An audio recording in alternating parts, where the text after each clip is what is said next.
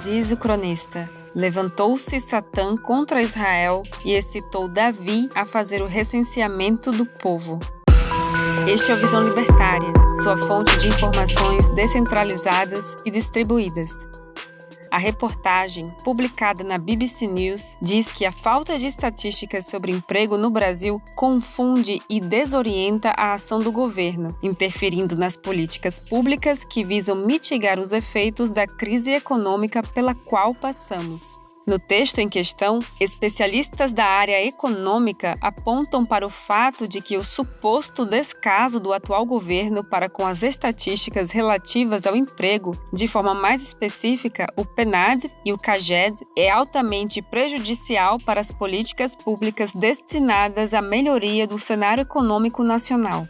Sempre que aparece na grande mídia a opinião de especialistas, já podemos desconfiar do que vem pela frente. Quando tais especialistas são economistas, a coisa piora ainda mais. Não se tratando de economistas austríacos, ou seja, seguidores da única escola econômica digna de receber esse nome, tais especialistas são, em sua maioria, defensores de intervenções estatais na economia e de socialismo em diversos níveis. A reportagem cita a opinião de Sérgio Valle, economista-chefe da MB Associados. Uma rápida pesquisa nos mostra que tal empresa de consultoria foi fundada por José Roberto Mendonça de Barros, economista que, dentre outras coisas, foi secretário no governo de Fernando Henrique Cardoso. Seria essa, portanto, uma opinião enviesada, uma crítica com vistas apenas ao fortalecimento do Partido Tucano para as próximas eleições? Resta apenas conjecturar.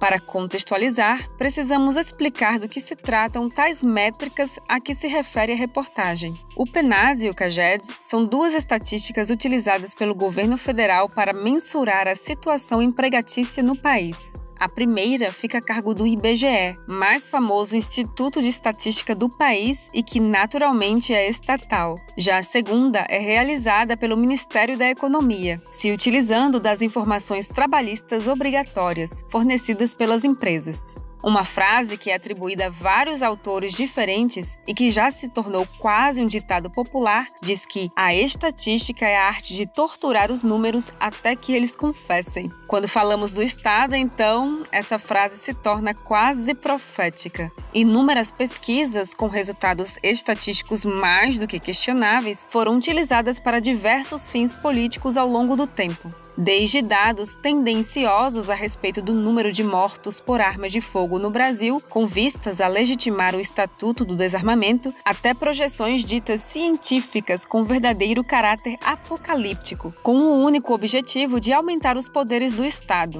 Vemos todo tipo de malabarismo matemático. No caso específico dos estudos, que tem por objetivo a análise do cenário empregatício do Brasil, as coisas caminham no mesmo rumo. Embora a propaganda estatal veicule que esses números servem para nortear políticas públicas que resultarão em progresso econômico, o fato é que tais dados são pouco ou nada confiáveis. A própria metodologia utilizada pelos órgãos oficiais para mensurar o desemprego é dúbia, podendo causar diversas interpretações conflitantes entre si.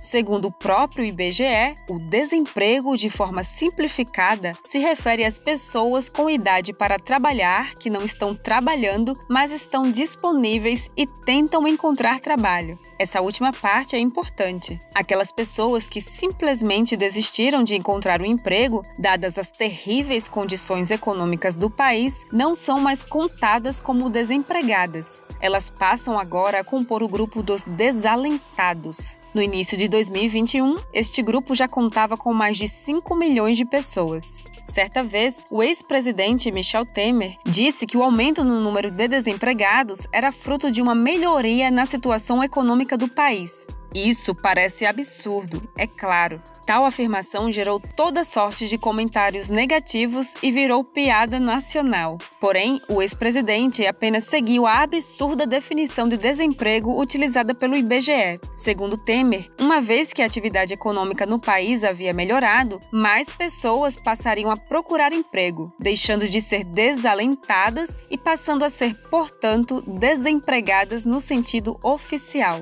Aumentava assim, o percentual do desemprego no país, sendo isso resultado direto, olhem só, da melhoria das condições econômicas. Deixando de lado os critérios do IBGE e do Ministério da Economia e nos focando novamente na reportagem, precisamos responder a uma pergunta. O que o texto e os supostos especialistas criticam no final das contas? É simples. Sem estatísticas precisas, o governo não pode executar suas tais políticas públicas de forma eficiente, combatendo as mazelas sociais. Ou seja, é a grande mídia fazendo o que sempre faz, pedir mais Estado. E como sempre, se escorando na autoridade de especialistas que, em geral, têm algum tipo de ligação política. E qual é a visão libertária sobre tudo isso?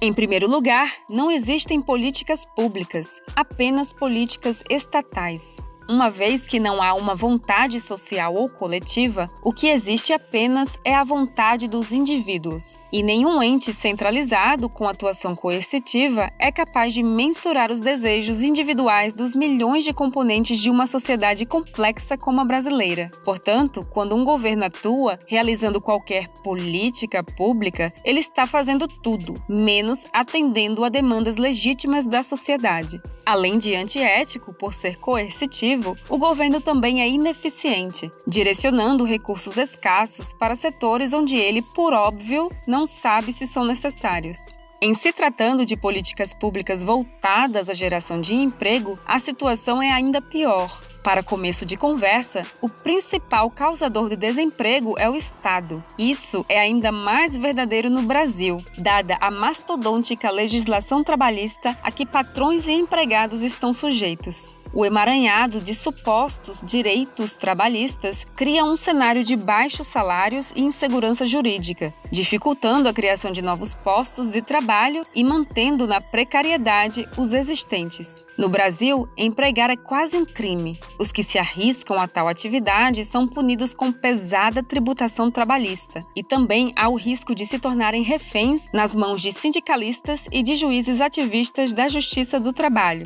No meio de tudo isso, é claro, estão os empregados, os maiores prejudicados pelo arcabouço jurídico trabalhista brasileiro. As políticas públicas podem até, num primeiro momento, ter uma aparência positiva. Nos primeiros meses, parece haver um aquecimento da economia e alguns postos de trabalho são gerados. No longo prazo, porém, o que vemos é a perpetuação dos problemas existentes. Longe de trazer soluções, o governo apenas agrava a crise, pois distorce o mercado e a economia do país, fazendo com que investidores e trabalhadores tomem decisões equivocadas. E essa conta, quem paga somos todos nós. Estatísticas governamentais existem apenas por um motivo: dar um verniz de credibilidade às ações políticas, fazendo-as parecer fundamentadas na realidade. Já está ficando claro para todos, porém, que tais estatísticas são apenas malabarismo numérico, ou, usando a frase do início do artigo, tortura matemática. Com a distribuição descentralizada da informação, os dados apresentados pelos órgãos oficiais e pela grande mídia são constantemente colocados em xeque, sendo confrontados com outras tantas informações que descredibilizam e até mesmo invalida muitos dos resultados apontados. No longo prazo, o verniz de legitimidade do Estado vai pouco a pouco se descascando. Sobra apenas aquilo que é a coluna de sustentação de todos os governos: o uso da violência coercitiva. Afinal, pouco a pouco, mais e mais pessoas param de confiar no Estado e naqueles que orbitam ao seu redor, entre eles a grande mídia. Estatísticas estatais e economistas mainstream têm um total de 0% de credibilidade. Eis o único dado matemático com o qual nós todos concordamos. Obrigada por sua audiência. Este artigo foi sugerido e escrito por Não Aproveitado, revisado por Paulo Almeida e narrado por Baby Oda. Se você gostou deste vídeo, deixe seu like e compartilhe o vídeo em sua rede social. Se você deseja acompanhar nosso conteúdo, inscreva-se no canal e clique no ícone de campainha. Até a próxima!